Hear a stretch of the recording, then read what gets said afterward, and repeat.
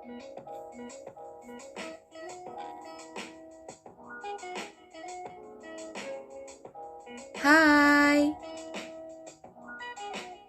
kami dari kelompok 2. Fungsi dan peran manajemen kinerja.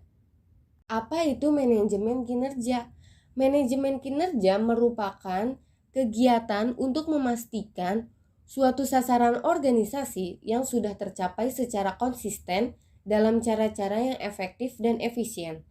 Nah, manajemen kinerja juga dapat berfokus pada suatu organisasi, departemen, karyawan, dan bahkan proses untuk membuat produk atau layanan dan juga area yang lainnya. Kayak gimana sih cara kerjanya? Nah, dari manajemen kinerja, cara kerjanya melalui para manajer yang menjamin bahwa aktivitas-aktivitas dan hasil-hasil karyawan sesuai dengan tujuan dari organisasi. Lalu, apa itu fungsi dan peran manajemen kinerja? Fungsi manajemen kinerja adalah mencoba memberikan suatu pencerahan dan jawaban dari berbagai permasalahan yang terjadi di suatu organisasi, baik disebabkan oleh faktor internal maupun eksternal, sehingga apa yang dialami pada saat ini tidak membawa pengaruh yang negatif bagi aktivitas perusahaan pada saat ini dan yang akan mendatang. Adapun sistem manajemen kinerja terbagi menjadi 3. Yang pertama, pendefinisian kinerja, yang kedua, pengukuran kinerja, dan yang terakhir, pemberian umpan balik. Yang pertama, pendefinisian kinerja. Sistem manajemen kinerja mengkhususkan aspek-aspek yang mana dari kinerja relevan dengan organisasi, terutama melalui aspek analisis pekerja. Yang kedua, pengukuran kinerja merupakan sistem manajemen kinerja mengukur aspek-aspek dari kinerja tersebut melalui penilaian kinerja yang merupakan metode satu-satunya bagi pengelolaan kinerja karyawan. Penilaian kinerja adalah proses memulai mana organisasi mendapatkan informasi tentang seberapa baik karyawan melaksanakan pekerjaannya. Yang terakhir, pemberian umpan balik. Pada sistem manajemen kinerja, memberikan umpan balik pada karyawan melalui sesi umpan balik, sehingga mereka dapat menyesuaikan kinerja mereka dengan tujuan organisasi. Nah, umpan balik ini merupakan proses pemberian informasi karyawan mengenai efektivitas kinerja mereka. Bagaimana sih agar manajemen kinerja berjalan dengan baik? Nah, di sini tuh ada 5 hal organisasi yang harus dilakukan. Yang pertama, mengedepankan konsep komunikasi yang bersifat multikomunikasi. Yang kedua, memfilter informasi yang didapat kemudian dijadikan bahan kajian pada forum. Yang ketiga, pihak manajemen menerapkan sistem standar prosedur yang bersertifikat dan diakui oleh lembaga yang berkomponen. Yang keempat, pihak manajemen menyediakan anggaran khusus untuk pengembangan manajemen kinerja yang diharapkan. Dan yang terakhir, pembuatan time schedule kerja yang realistis dan fleksibel. Nah, lalu fungsi dan peran manajemen kinerja itu apa saja sih? Fungsi dan peran manajemen kinerja yang pertama, bisa menurunkan potensi konflik. Yang kedua, membangun daya saing perusahaan. Dan yang ketiga, membangun kedisiplinan kerja. Fungsi dan peran manajemen kinerja yang pertama yaitu menurunkan potensi konflik. Konflik itu apa sih?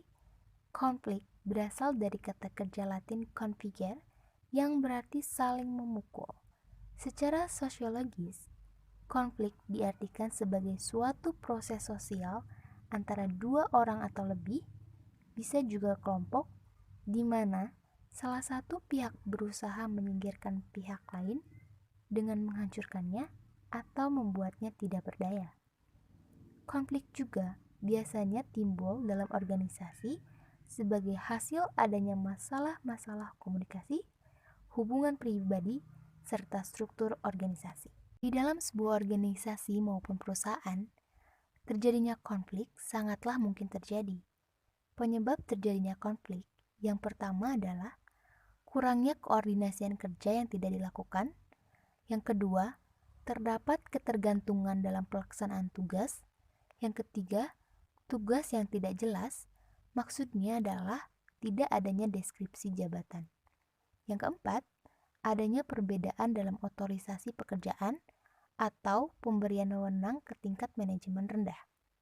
Yang kelima, adanya perbedaan dalam memahami tujuan.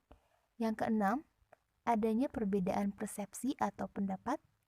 Yang ketujuh, strategi pemotivasian tidak tepat, serta sistem kompetensi insentif. Lalu di sini ada cara mengatasi konflik.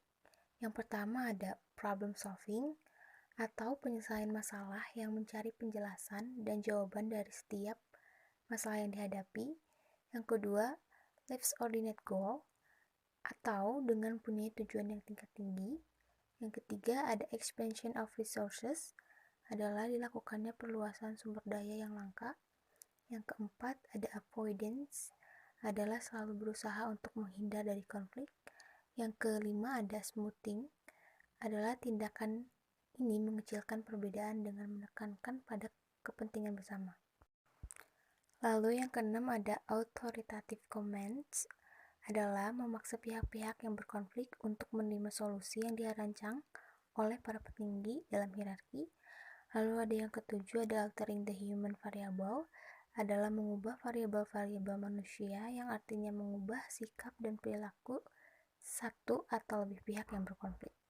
Yang terakhir ada altering the structural variable adalah mentransfer dan bertukar anggota kelompok dan memperluas batasan-batasan kelompok atau organisasi. Nah, fungsi dan peran manajemen kinerja yang kedua yaitu membangun daya saing perusahaan. Dengan adanya era globalisasi mengakibatkan perusahaan harus mampu beradaptasi dan bersaing di pasar global dan tidak dapat menutup diri dari pengaruh bisnis internasional. Apa sih bisnis internasional itu? Bisa dijelaskan, bisnis internasional itu adalah perusahaan yang pada dasarnya berpusat di suatu negara, akan tetapi memperoleh sebagian besar sumber daya dan pendapatan dari negara lain. Lalu negara berkembang menjadi sasaran empuk untuk dimasuki oleh perusahaan multinasional. Apa sih perusahaan multinasional? Perusahaan multinasional adalah perusahaan yang dimiliki kantor pusat di negara induknya dan memiliki cabang pemasaran serta pabrik di berbagai negara. Selanjutnya akan dijelaskan beberapa alasan mendirikan perusahaan multinasional, yaitu terdapat beberapa poin. Yang pertama, perhitungan biaya yang jauh lebih murah. Yang kedua, bisa memproduksi sesuai dengan jumlah pesanan sehingga keuntungan dapat diperhitungkan. Yang ketiga, memberikan kesempatan pada pihak pribumi untuk belajar. Yang keempat, menurunkan angka pengangguran. Yang kelima, pemerintah yang berkuasa dapat terus mengkampanyekan negaranya sebagai tempat berinvestasi. Lalu akan dijelaskan beberapa poin tentang persoalan yang dihadapi perusahaan multinasional.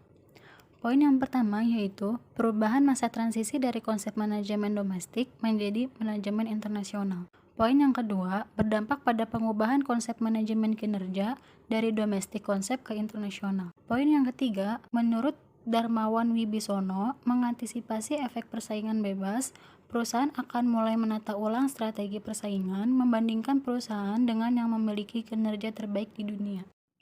Nah, fungsi dan peran manajemen yang ketiga yaitu membangun kedisiplinan kerja.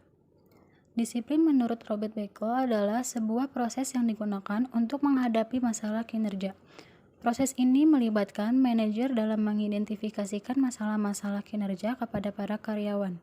Tujuannya yaitu kebijakan dan peraturan SDM yang dirancang dengan baik haruslah bersifat konsisten, bisa diaplikasikan, bisa dipahami, beralasan, dan disebarkan serta diinformasikan. Lalu selanjutnya akan dijelaskan beberapa poin tentang prinsip-prinsip mengambil tindakan disipliner. Poin yang pertama yaitu harus sesuai dengan hukum setempat dan perjanjian perburuhan yang berlaku.